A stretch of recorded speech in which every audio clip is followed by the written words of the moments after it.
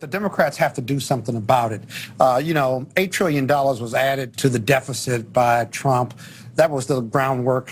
Even Republicans said. Well, a lot of that was COVID. It was COVID. I mean, but so you can't just, gloss over that. There were the tax cuts too, yes. Biden inherited a pandemic economy, right?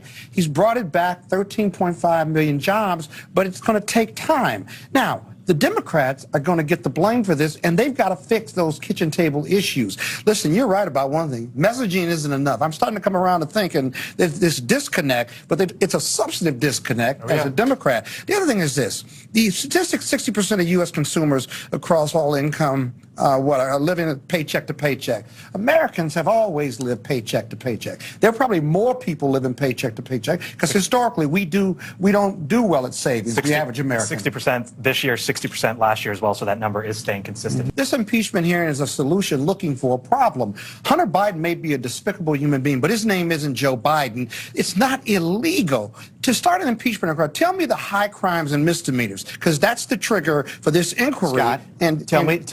Circumstantial evidence is never going to get anybody convicted. It's a good question, but you have to ask it both ways. What were the high crimes and misdemeanors that the Democrats had when they started the impeachment inquiry into Donald Trump? Not the impeachment. Keep in mind, this is not an impeachment conversation. No, they did not. A recorded conversation. No, they did not. They did not. Ukrainian leader. They did not get that until they opened the impeachment inquiry. All they had was the whistleblower report. That was it. Which they had the witnesses who said this occurred on the phone. I understand that. That's more than enough to get started. And this is enough. This is pure conjecture. No, here's the deal.